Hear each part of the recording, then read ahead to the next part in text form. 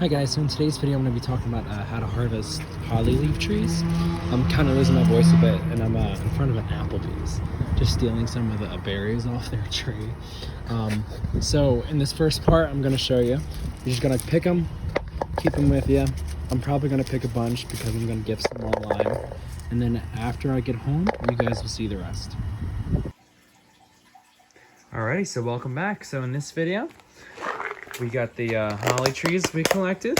I collected them outside an Applebee's, so I got them in this little kid's cup that I had. And how you germinate them is you crush them up and you leave them in a bowl of water, and some of them are going to float and some of them are going to sink. And the ones that sink are the ones that you're going to want to keep. And so I'm going to do that now, and then I'll get right back to you.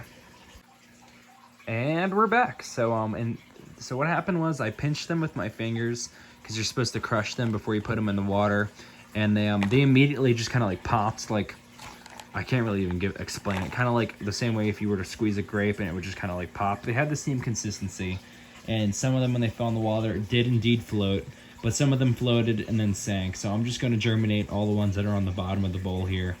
And I didn't expect when I came into this, I didn't really expect the seeds to be so big. I don't know if you can kind of see that there. The little dark parts of that, they're actually quite bigger. I'd say about the size of like a cucumber seed.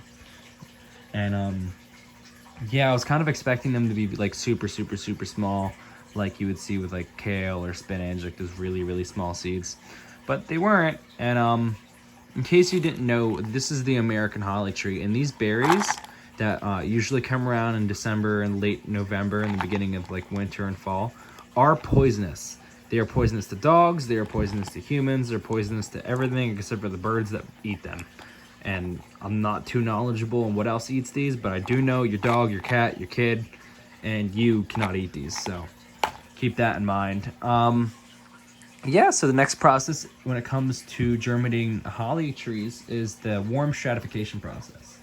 If you are unfamiliar with warm stratification, that is the process in which you kind of like you mimic the seasons and pretend that it's actually happening, because the seeds are best, they usually only grow under those circumstances and those alone.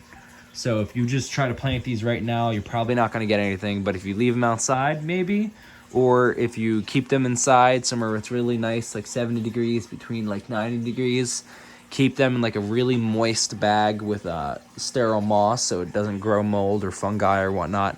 Like a sterile perlite, which is those like little pebbles you can buy at like places like Home Depot, Lowe's, hardware stores, and garden centers, that are like the little ones you see in soil that are meant to aerate the soil. You can just buy a bag of that straight up, and you can put the seeds in that with some water and keep that in your room somewhere nice for, I'd say, probably like 2 months, 60 days is what the internet's going to tell you.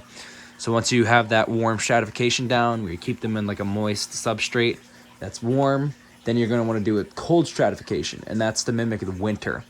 You're going to want to put that in your fridge. Again, you want to keep it very moist.